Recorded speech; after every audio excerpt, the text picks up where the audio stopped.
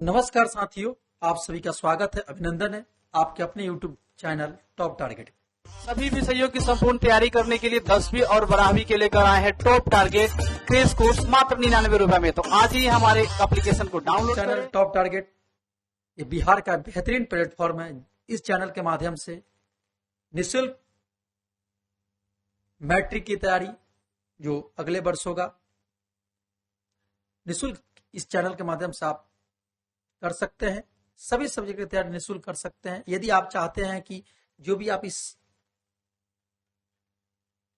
आज के सेशन में देखेंगे और पीडीएफ पैनल चाहिए तो आप हमारे टॉप टारगेट चैनल पढ़ें, और वहां के बाद अगर चाहिए पीडीएफ चाहिए, क्लास लेक्चर चाहिए, नोट्स चाहिए तो आप हमारे टॉप टारगेट प्ले स्टोर से ऐप डाउनलोड करेंगे और वहां पर जाके कोर्स को इनरोल करेंगे, मतलब कोर्स को परचेज करेंगे। 99 रुपए में आसानी से कर सकते हैं। इससे सस्ता बिहार बोर्ड में किसी भी चैनल पर जाएंगे तो आपको नहीं मिलेगा।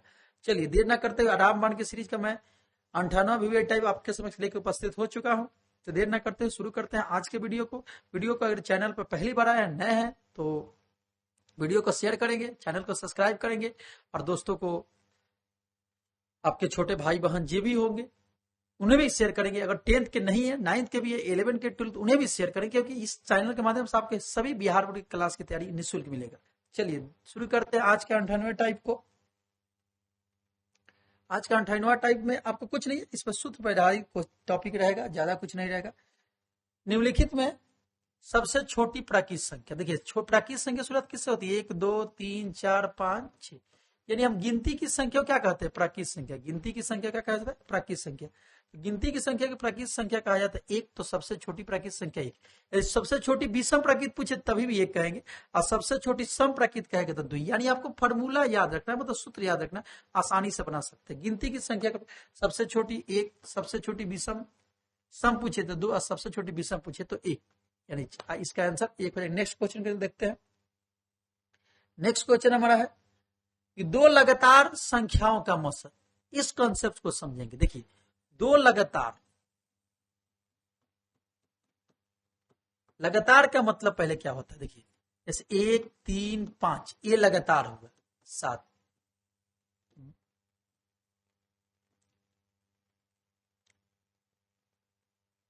3 6 9 12 15 ये लगातार होगा। लगातार संख्या होगा। अगर मौसा पूछता है लगातार संख्या का मौसा तो 1। किसी भी लगातार संख्या का प्राकृत पूछे, पूर्ण पूछे या लगातार संख्या पूछे तो मौसा 1 होगा। अभाज्य संख्या का भी मौसा पूछेगा तो ए होगा। यदि सम बोल दे, सम संख्या का मौसा तो 2 होगा।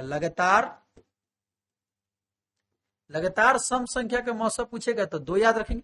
और उसके बाद कोई भी क्वेश्चन पूछे, सम के बाद विषम पूछे, लगातार पूछे, अभाज्य पूछे तो मौसा 1 होगा। क्या होगा? मौसा 1 होगा। यदि दो लगातार संख्याओं का मौसा 1, विषम पूछे तो 1, अभाज्य पूछे तो 1, या कोई भी लगातार संख्या होगा तो मौसा 1 होगा। और सम पूछे 2। यदि अगर लौसा पूछता है, लगातार संख्या का लौसा, तो उनके गुणनफल के बराबर होगा। मतलब दो संख्या हो, जैसे 2 और 3 हो, लौसा पूछा तो 2 3 6, इनके गुणनफल के क्या हो जाएगा? बराबर हो जाएगा। अगर इसमें पूछता है, इसमें तो क्या लिखे? गुणनफल का करके आधा कर देंगे लौसा। इसमें क्या कर देंगे? आधा। जैसे मान लीजिए 2 और 4 का क्या पूछा? मौसा, तो 2 4 का मौसा कितना हो जाएगा? 2। और लौसा पूछेगा तो गुणनफल का 4 दूनी 8, 8 का आधा कर देंगे तो कितना आ जाएगा? 4 आ जाएगा। यानी लगातार संख्याओं का मौसा पूछे, सम का पूछे तो 2, बाकी किसी का भी पूछे तो आप याद रखेंगे। उसी के आधार पर मैं इस सेशन को आगे बढ़ाऊंगा, उसी के आधार पर ध्यान से देखेंगे, सभी इसी पैटर्न पर क्वेश्चन बनेंगे। चलिए आइए, दो लगातार संख्याओं का मौसा तो 1 हो जाएगा, option number B right answer. चलिए नेक्स्ट क्वेश्चन पे चलते हैं।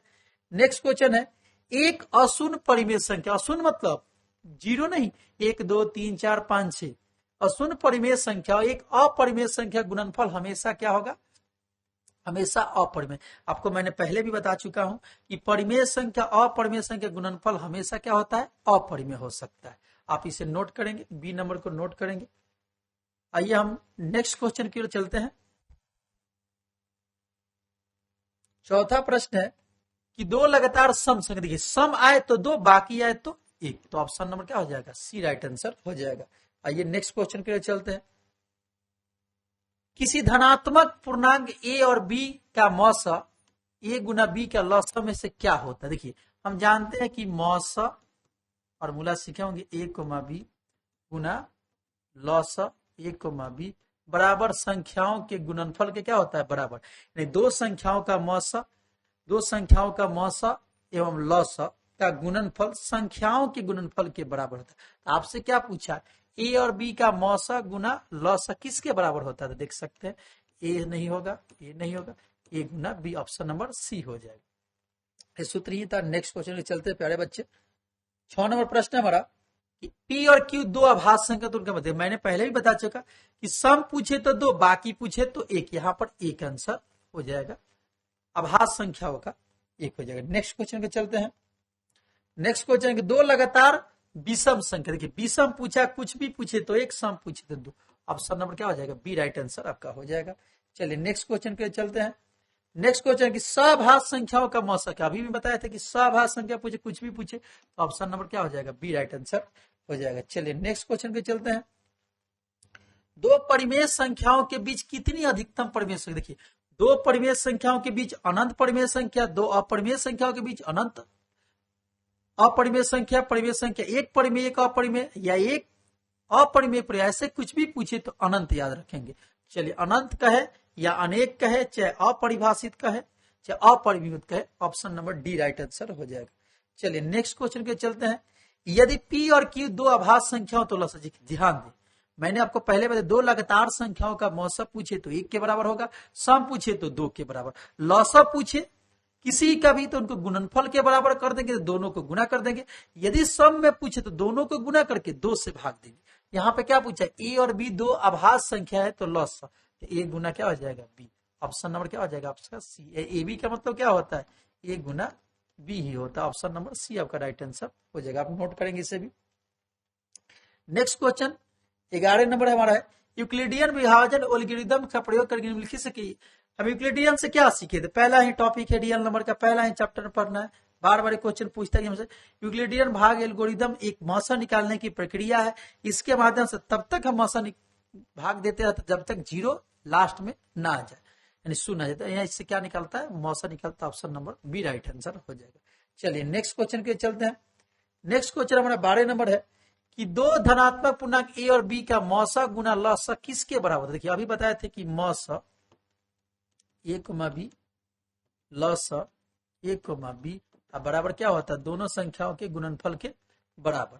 देखिए मौसा गुना लौसा, अब देखिए बट्टा में दे दिया है, देखिए बट्टा है मतलब बट्टा मतलब इसका पूरा बट्टा दे दे, बट्टा ये इधर आएगा, अगर इसको इधर लाते हैं यहाँ से ए गुना बी, यहाँ से इसको हटा देते हैं तो क्या आ जाएगा? आप कुछ नहीं बचेगा, क्या बचेगा? एक, यानी एक के बराबर होता है। मौसा गुना लौसा बराबर ए गुना बी, यानी ए गुना बी को अगर इधर भाग दे देंगे तो क्या आ जाएगा?